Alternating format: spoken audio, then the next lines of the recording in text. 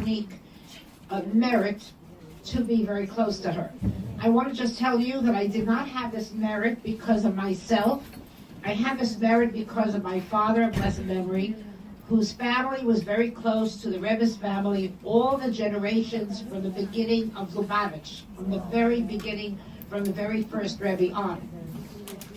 My father's family always lived wherever the Lubavitcher Rebbe's lived. If they lived in this city or that city, his family lived there too. When Rebbitson Chayamushka's mother passed away, and I paid her a Shiva call, she told me, I had just given birth to my first son after 4 daughters, and she asked me about my son and wanted to know if he's like my father, because she remembered my father at the age of 1 year old. And I was like so impressed to know that she knew him as a little child. So because of this relationship that they had all the way back in Russia, my father was very close to the Rebbitson in America, and he would visit her and he would tell her all about us, and she would tell him things about what's going on with her. And it came to a point that the Rebbe actually asked my father a favor, that if she would ever need any medical attention for any reason, he should be the one in charge, because my father had a connection with a lot of big doctors, and my father was very knowledgeable. So the Rebbe asked my father a personal request that if she would ever need medical attention, he should be in charge. So my relationship with her was because of my father, not because she chose me, not because she liked me, and not because she wants my company.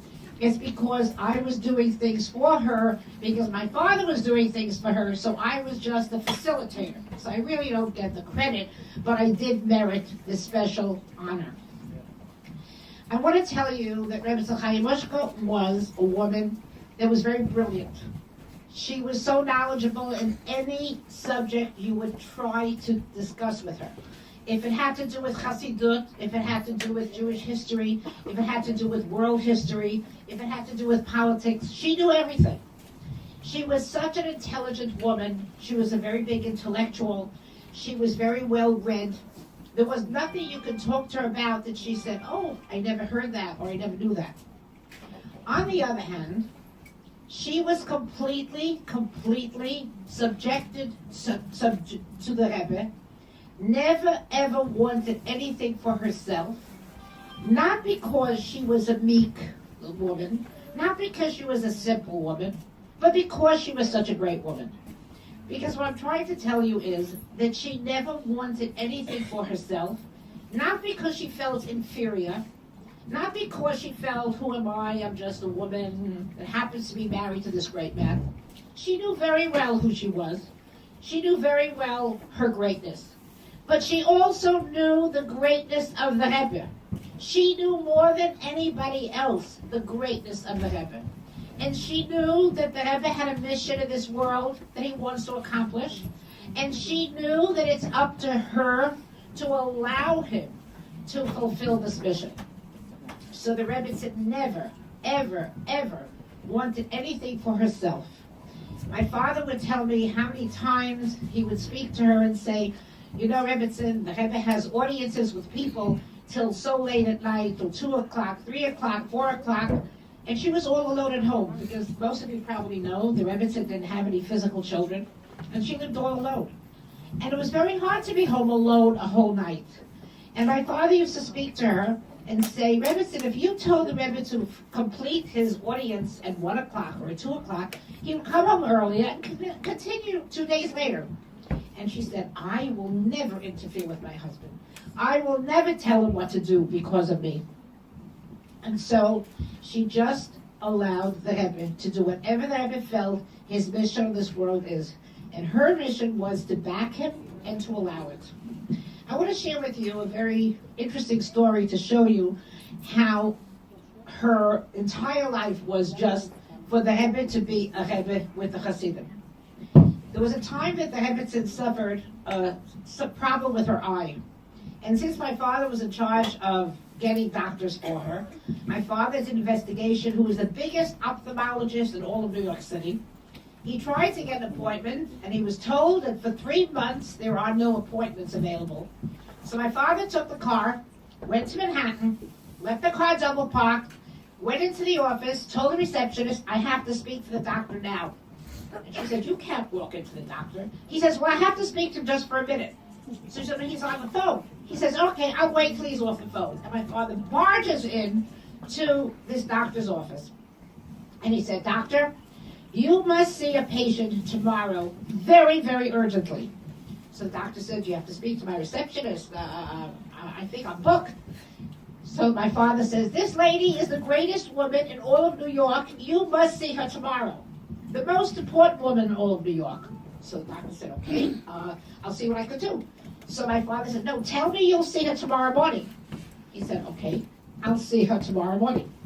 So tomorrow morning, my father brings the Rebbitson to the doctor, and the doctor sees her problem and says that she has to undergo a certain therapy, a certain procedure that has a certain amount of risk, and there are two different ways of doing it. She should decide which of the two procedures, and he will do it tomorrow when she decides which of the two. She should just know that both of them carry a certain amount of risk, but she has to have a procedure. So he said, come back tomorrow and I will do whichever procedure you tell me on the spot. On the way home, my father says to Rebbitson, well, let's go ask the Rebbe which of the two procedures. She says, oh, no, I don't want my husband to know that I have a problem. So my father says, but Rebbitson, people from all over the world come and ask your husband what to do when they have a problem, and they listen to him, and they listen to his advice because they know that his advice is the best. Don't you want the best advice? She says, I don't want him to worry about me. So my father said, but how are we going to know what to do? So she says to my father, whatever you tell me to do, I'll do. So my father said, but I never do anything without asking the Rebbe, so how can I decide for you? She said, but I don't want him to worry about me. So you can't ask him about me. You decide, and whatever you decide, I'll do. Well, my father was very upset because he was not going to make this kind of a decision on his own. I remember being in his house. We lived next door, so I was there very often. He came home, and you couldn't talk to him. He just didn't know what to do. And then after a while, he gets up, he goes to the closet, he gets dressed in his Shabbos clothes because he's going to write a letter to the Rebbe. And when we write a letter to the Rebbe, we get dressed in our Shabbos clothes with dignity. And he writes a letter to the Rebbe. I have a big problem because your wife has to have a procedure, and there's a question of what type of procedure. She refuses to ask for your opinion because she doesn't want you to worry about him. But I cannot make this decision because I never do anything without asking you. So please, Rebbe, tell me what to do. And you know what the Rebbe answered? He said, she doesn't have to know that I am guiding you. You tell me one of the two different options. I will tell you what to do, and she does not have to know. And that's what happened. He told my father which of the two to do, and it was done very successfully, and the Rebbitson recovered, and she never knew that the Rebbe knew, because she did not want the Rebbe to worry. I'll tell you another story to show you the type of person she was. There was a time that she fell and broke her hip, and she was hospitalized, and then when she came home, the Rebbe wanted her to have nurses round the clock because she could not go through hip replacement surgery because of other medical problems. And the Rebbe wanted her to have nurses round the clock. So I was in charge of arranging the nurses. Every 8 hours, a new nurse would come, and I had met them before to make sure they know how to treat her with the proper dignity. And for a whole year, everything went smoothly. They knew that if they want to go on vacation, they have to call me in advance, they have to arrange for another nurse, because we can't leave her alone. And everything went smoothly for about a year. I don't know exactly when this happened, the story, but one day, I get a phone call from Rebbitson. And I have to tell you, I used to speak to her a lot on the phone, but when she broke her hip, I didn't call her, because I knew she might be in pain, and I might just be bothering her at a time that she's in pain, so I didn't call her, I refrained. But I took care of the nursing situation. The Rebbitson knew that I had at that time 11 children. Some of them were quite young. And she would never, ever let me do anything for her. You're busy with your children. If I did do it, I had to do it roundabout that she didn't know was me, because she didn't want me to bother myself for her because I'm busy with my children. Suddenly, it's a Sunday evening, and I get a phone call, and it's the Rebbitson on the phone. And I said, oh, Rebbitson. I was so shocked to hear her voice because I would not call her. And she starts to apologize. And she said, I'm so sorry. I have to ask of you something that is virtually impossible, but I have no choice. And this is so against my nature, because I would never do such a thing, to ask you to do something when you're busy with your family, and especially when it's so difficult that it's almost impossible to do.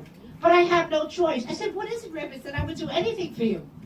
She says, you see, the nurse that was supposed to come at 8 o'clock did not show up. And my husband has to go back to 770. You know, that's the Rebbe's office. And he refuses to leave me alone because I don't have a nurse. Now, I really can manage myself already with a walker. But the Rebbe refuses to go to 770 unless a nurse comes. Please find me a nurse. Now, I know it's Sunday night. I know the nursing office is closed. And whoever's not working Sunday night must be out enjoying themselves. But I have to get a nurse because my husband has to go back to 770. I remember thinking to myself, I knew that on the second floor of the house, the Rebbe had a very huge library. And the Rebbe could have sat there and learned to write letters, do whatever he has to, just like in 770. What would be so terrible if he stayed home? But the Rebbitson felt that the Rebbe belongs in 770, and she's not going to allow him to be home because of her. So she calls me up and asks me for something that's practically impossible. I said, Rebbitson, I have no idea if I can get a nurse, but I'm going to try my hardest. So I called to the nursing agency, and they had an answering service, and I said, I have an emergency, a terrible emergency. What's the emergency? I said, this patient, I called her Mrs. Schneerson because they don't know what Rebbitson means, is very, very weak. It wasn't true, but I just needed a nurse. And she's very weak, and the nurse didn't show up, and it's your fault the nurse didn't show up. So you have to get me a nurse. So they said, Sunday night? Where are we going to get a nurse? It was the days before cell phones. If somebody's not at home, how are you going to reach them? I said, I don't know, but you have to get me a nurse because this lady is very, very weak, and we can't leave her alone. So they said, okay, we'll try. They called me back 20 minutes later. To me, it was like 20 hours or 20 days later because I'm waiting any second. And they call up and say, we only found one nurse that answered the phone, but she refuses to come because she lives so far, and it's raining outside. I said, what if I sent her a limousine? So the lady says to me, you can send her a limousine? I said, I need a nurse. I'll send her a limousine. So we call her back. Are you willing to come if you have a limousine? Oh, yes, a limousine. I'm going to come. And I paid $100. This is 30-something years ago. $100. I got her a limousine, and she came to the Rebbitson, and the Rebbe went to 770. I'm telling you this story to show you how much he cared that the Rebbe should be where he belongs and not have to be home because of her. There was a time when she, as I told you, when she broke her hip, and she was in a lot of pain.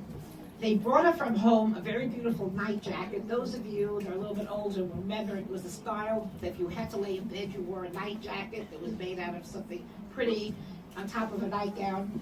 They brought it from home for her to be dressed beautifully, but she could not put her sleeve into the jacket because her hip was broken and she would have to lift up her head. So she didn't put it on. She was in the hospital that whole day, Tisha B'Av, and suffering terrible, terrible pain. And we just didn't go away, my father and I, because we just couldn't leave her. And they could not do the surgery, so they did some kind of a cast with magnets. It was a very difficult thing. They said it'll take a long time for it to heal. And suddenly, about 10 o'clock, we get a phone call. There was a phone booth right outside the visiting room that the Rebbe is coming to the hospital to visit her. I got so excited, so I ran to her room. I wouldn't dare walk in because she always looked like a queen when she was dressed, and I knew when she's in pain, she's not going to look good. She wouldn't feel good if I see her. So I called out the nurse. I said, could you please tell her that her husband is coming to visit her? And I walked back to the visiting room. Suddenly the nurse comes out, and she's crying. I said, what happened? She said, I never saw a woman like this woman. She's in so much pain. But she heard that her husband is coming. She said, could you please find some makeup? I think I look very pale, and I don't have any makeup with me. Could you find makeup so my cheeks should have some color, and put some lipstick, and dress me in my night jacket because I don't want my husband to see me like this. I don't want him to see how I'm suffering. So the nurse says to me, I never saw a patient like this. Usually when a patient gets visitors, they start to cry and say, I'm suffering so much. You don't know how much I'm suffering. And here, she was doing the charade that her husband should think that she's like in a spa, and she's really fine. She did not want the Rebbe to suffer because of her. I have a few more stories to tell you. I don't have much time. I want to tell you about her intuition into people's lives. I'll tell you a personal story. I think it's so telling of this woman. It happens to be when I gave birth to my 8th child, something that never happened, I don't think to anybody else, happened to me, that I became paralyzed. 2 discs came out of my spine, and I became paralyzed. And I felt like somebody stole my right leg. And I kept telling the nurses, I don't feel my leg, I don't feel it. They said, it's right there, there's nothing bad. You just went through a trauma. Go to sleep, go to sleep. But I couldn't sleep because I didn't feel my leg. In the morning when the doctor came, he said, what happened? Did you have a stroke? I said, don't ask me what I had, I just don't feel my leg. Anyway, to make a long story short, I went to one specialist after another that told me that 2 discs came out of place. They are pressing on the nerve. It will take time for the disc to go back into place. They don't know if it'll take a year. There's no surgery, just calm down. I have 8 children at home. Calm down. Anyway, what should I do? There's nothing I can do. I had to take help to take care of my children. And I'm laying in bed really very, I don't want to say depressed, but feeling sorry for myself. Now, a day before I gave birth, I got a brand new car because my other car died. But I wasn't able to drive because it was my right leg that was paralyzed, and you drive with the right leg. So my car is in the backyard. Nobody's driving it. I was told that if I feel some tingling in the nerves are rejuvenating. So when I'm going to feel some tingling, I'll know I'm getting better. After about 3 or 4 months, I start to feel tingling, and I feel I'm getting better. And I'm so excited, that means that one day I'm going to be okay. Suddenly, my father comes to my apartment. I lived on top of his house, the 2nd floor. And he says, you know, they just called from the dealer to find out how the car is. And I told him nobody's driving the car because you're the driver and you cannot drive. And they said, oh, it's very important to start the car. You have to give the car gas. Those days you had to press the gas pedal and turn the key, not like today. And it's very important that the person that's the driver should press the pedal because everybody presses differently.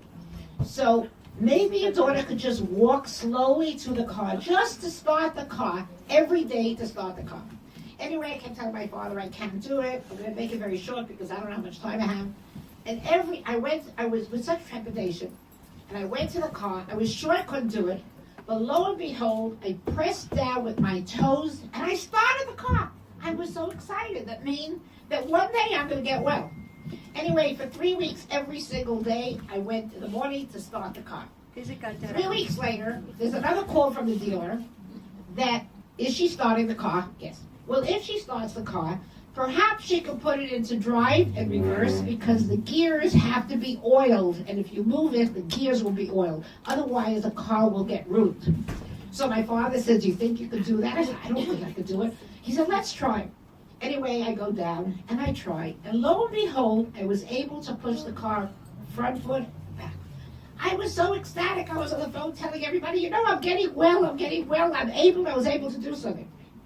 3 weeks later, they called back from the dealership that if I could do that, maybe I drive like just 5 miles an hour. It's important for the car to move. So my father said, let's try. We have a backyard. Let's try. Anyway, I did that, and I was getting better week after week. And finally, after about 8 or 9 months, I started to walk again with a cane, but I was able to walk very slowly. 2 years later, I'm sitting at the table. It was Pesach time. It was Chalamayid.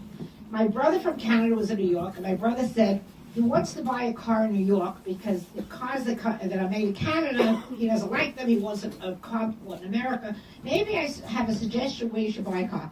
I said, oh, you have to buy where I bought my car because they're so devoted to their cars. They kept calling me up all the time to make sure the car's working. My father's sitting by the table, and my father said, what? You really believe that was a dealer? I said, well, you said it was a dealer. As if to say, you're my father, why would you tell me something else? He says, that was the Rebbitson. The Rebbitson was afraid that you're going to get very depressed, that you can't drive. So she told me that I should get you into the car.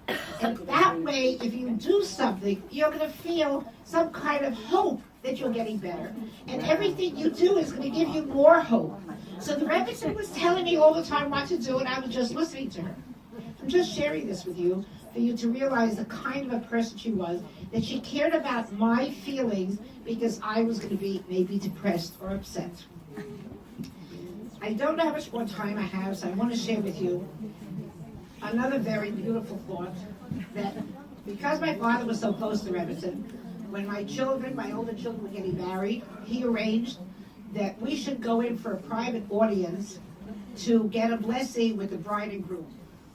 And my father would call up to make an appointment, and she always gave us an appointment 2 weeks later. She never said, okay, come next 2 days, 3 days. It was always 2 weeks later. I never understood why we waited 2 weeks. When we came in, so we came with the bride and groom. My daughters knew the Rebbitson very well because they would visit her a lot. They would bring her shalach manas, they would bring her different things. But the boy, the groom, as a chassid, would be afraid to walk into the Rebbe's house because the boys, they're coming close to the Rebbe with something with a lot of trepidation. She realized that the boy is going to be very shy. He's going to be very nervous. So she waited the 2 weeks so that she could do research about the boy, so she could find out something about his family, that she would have what to talk to him about to calm him down. So we walk in. The table was set beautifully. She told us to sit down. And then she would right away talk to the group. She didn't talk to us, she talked to the group. And she would say something like, oh, I hear that you come from Israel, and that your grandfather was this or that. She did research, and she would talk to him until she saw he's calm. As soon as she saw that the boy felt calm, she continued to talk to us, talked about the wedding, talked about whatever. With every one of my daughters, she did that first. She did research on the boy to make him feel calm, and then after she knew he was calm, she would talk to us. I think that the next speaker is here, so I have to finish. Is that so? Hello? We don't need something else. Continue. I can't hear you. I said we continue. Okay. Continue. I can continue. You know, I'll tell you something very beautiful, which I don't know how you women are going to understand it, but the Rebbitson was a brilliant woman.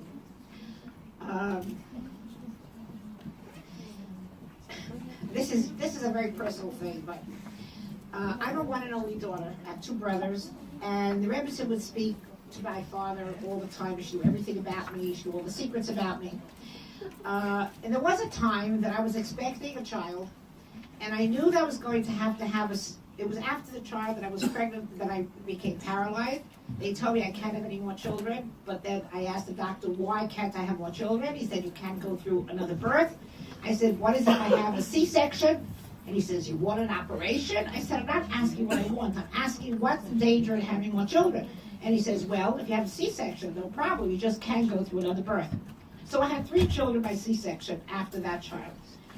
This child I was expecting, I knew I'm going to have a C-section. My parents were in Europe, and I was due to have the baby right after Tisha B'Av. My parents were in Europe on vacation, and were coming back to be with me so that they'll be here with their one and only daughter having the surgery that my father thought was the end of the world.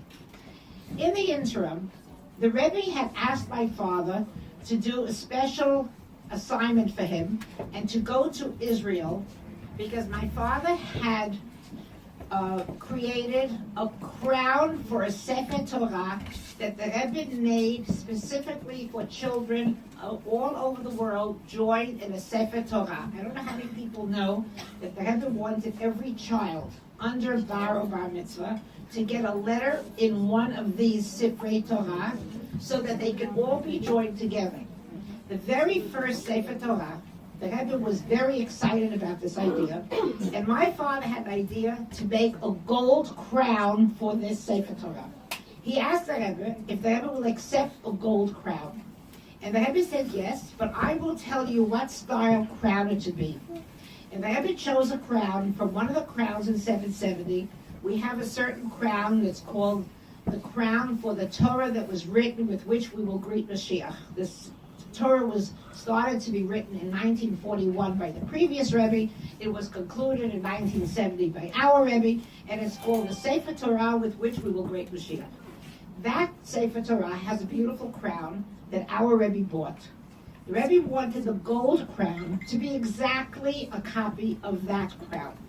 So we were told to take that crown and have the person making this crown out of gold make the exact replica. The crown was finished, but the Torah was not finished because they didn't have enough children yet, and we didn't know when this conclusion will be. We then found out that the day will be the 20th day of the month of Av, and the Rebbe wanted my father to bring the crown to Israel. My father was in Europe, the crown was in America, and my father was en route back to America to be with me when I have this operation. And my father really didn't want to go, but the Rebbe wanted him to go. So to him, the Rebbe was more important, but it was very hard for him to leave me. So he must have told the Rebbitson that he's so upset that he has to leave me. I don't know exactly what he discussed with her. All I know is that he went to Israel, and I had my baby. And the next thing I know, the Rebbitson is calling me, and the Rebbitson's trying to find out how I feel. She called my home to find out how my older daughter's managing with the other children. And she was constantly there, like, to take care of me. Because I guess she felt that she has to take the place of my father. And she called me to the hospital in the morning, and she called me in the afternoon, and she kept calling to find out how I'm feeling. On the 20th day of Av is the yard site of the Rebbe's father. And every year, the Rebbe would have a Fabregan, if you're familiar with that terminology. And people all over the world would come for it, or they would be connected through a telephone hookup where they could hear the Rebbe speak. The Rebbitson says to me, "Tell me, Esther, do you have a way to hear that Fabregan?" I said, "Yes, I happen to have a number to dial in. I could get connected to the Rebbe's microphone." She said, "Oh, that's wonderful. I would suggest that you take your baby into your bed and you put the phone between your ear and the baby's ear, that the baby should hear what my husband is saying at the Fabregan tonight." I was in such shock. She said, "It's very important for a child to hear Hasidut." I don't know how many of us understand at what age a child could hear. But at 3 days old, she told me that I should take the baby into my bed and put the phone between my ear and the baby's ear, that the baby should be blessed with the holy teachings of the Rebbe. I'm going to conclude with a story that epitomizes the Rebbitson. We all know that the 22nd day of Shevat is the day she passed away. What most people do not know is that on the 20th day, which happened to be Monday, the Rebbitson had an issue that her doctor wanted her to go to the hospital to have a certain test that could only be done in the hospital. The Rebbitson was very emphatic: "I'm not going to the hospital. I don't want to go to the hospital. And not only that, you cannot speak to my husband about me today, because tonight the Rebbe is supposed to accept all the guests that came for the Fabregan of the 10th of Shevat, which is the day that the Rebbe became Rebbe.